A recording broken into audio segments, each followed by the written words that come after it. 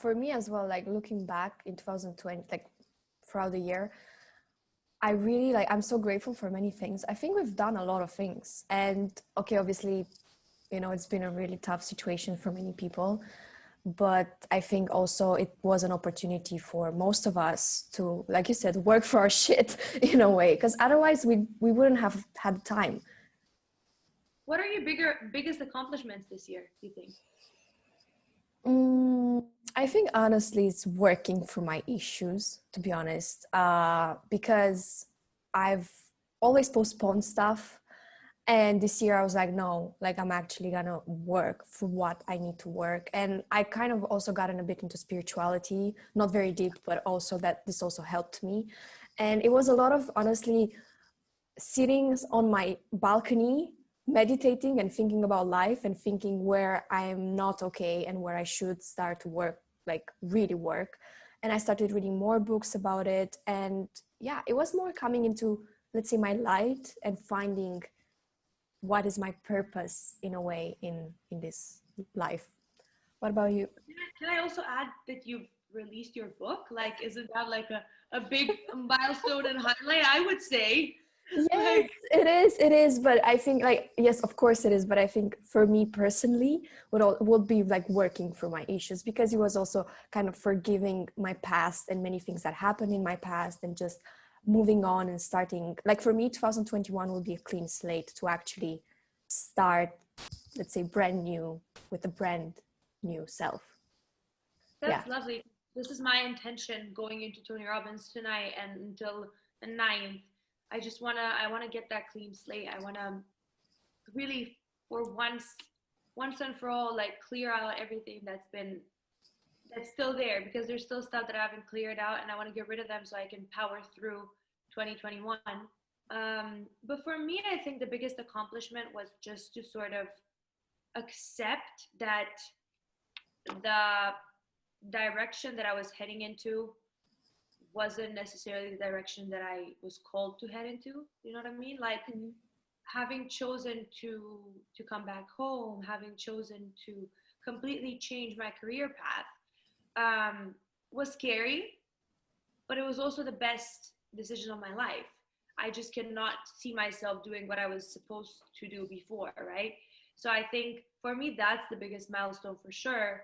Of course, working through my issues and stuff like that. I don't think I worked that much through my issues this year. I think I could have done more. But I think I was just taking some good decisions for myself. And I think for me, this is a big accomplishment, let's say. Now towards the end of the year, I really like this last month, I really want to power through actively working through those final things that I feel like are holding me back. Yeah, I'm also like wanting to do that. And I think for me, kind of this December month, I called it cleansing. So I just want to like clean everything that's not okay and heal whatever needs to be healed. And I know for me, like I talked about this in the last episode about like this book, Courage to be Disliked. I know that is one thing I need to work on this month. I don't really know where to start, but. No, but for me, I think that's the number one. Like, but I think, the courage to be disliked comes hand in hand with accepting and loving yourself, So I think this should be a work that sort of comes together. And I think this is what I really want to work on this month as well.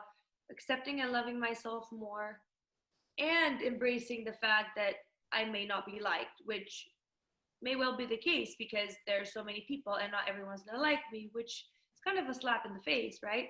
For perfectionists and for people that love to keep up appearances. But at the end of the day, like, it is what it is.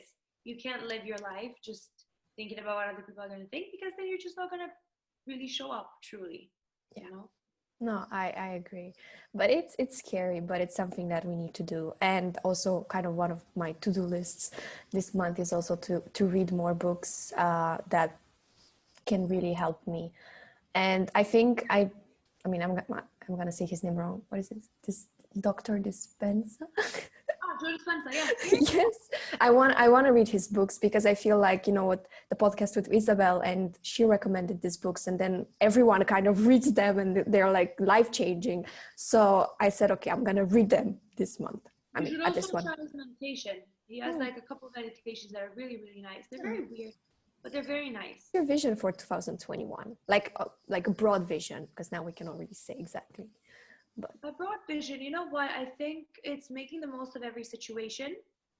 I think this is the mindset I want to go into 2021 with, because I've learned this year mostly that life is so unexpected. You never know what's going to happen. You never know what's going to come next. So you just got to be prepared. But I think my vision for 2021 is to keep going with what I'm doing work wise. I want us to grow this podcast and grow the YouTube channel and take it to another level, because I think we can, and I think it's worth it. yes, And I think a lot of more people, you know, would use these kind of messages and could find these messages useful, and our own experience and our own struggles, and kind of take some power from that. And I think it's also, for me, sort of stepping into my true power. I think this is my vision. It's the year when I just step in my true power, and I let go of everything, and I just sort of jump, you know? I jump without thinking, and I go for whatever I want to go for, and I'm just open to opportunities, open to projects, open to meeting people. Like this is the mood I want to have this year, and hopefully travel a little bit. Like I really want to travel. If the situation maybe gets a little bit better, I really want to travel and live in a couple places and just explore and work while I explore. How about you?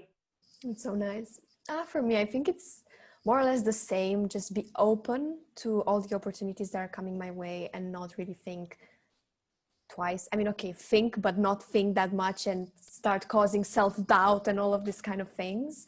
And it's just kind of applying everything that I've learned this year and just kind of going with the flow, because so many years I've been kind of resistant to what's happening in my life. I was really, really resistant, and I was like trying to control stuff. And now I just don't want to control stuff anymore. Like I want them to come freely to me, you know, and I think life is much more beautiful when you don't really control it that much, I think. That And was yeah, so nice. That was so nice, because ultimately, like, you really can't control anything, can you? Like, you know, there was this phrase, like, when you have a problem and you complain about the problem, like the universe sends you another problem, and the initial problem wasn't even like yeah, that important, right? I think it's very similar. Like you can't really control. Like you can say that you're controlling, but you're not really controlling. Like it's just in your mind, and the only thing you're doing is you're causing yourself anxiety. yeah, So it's nice. Like I think it should be a nice combination of intention and waiting. You know, I mean, accepting messages, signs, opportunities, and acting yeah, upon it. You know, like letting things flow to you, but then grabbing onto them. Because if they flow to you and you're not aware, then we haven't done anything, have we? yeah, But then it's also not worth it to just go with force and try to force things and try to insist and try to make things happen with force. You make them happen, but with ease. yeah. I think, So nice. I think that's my perspective. Yeah, no, it is. And it's just like you said, you know, letting things flow. But yeah, you know, I'm just thinking that I'm so grateful for everything, you know, in a way. And then next year is gonna, in my opinion, I hope, I mean, I kind of know that it's gonna be a good year.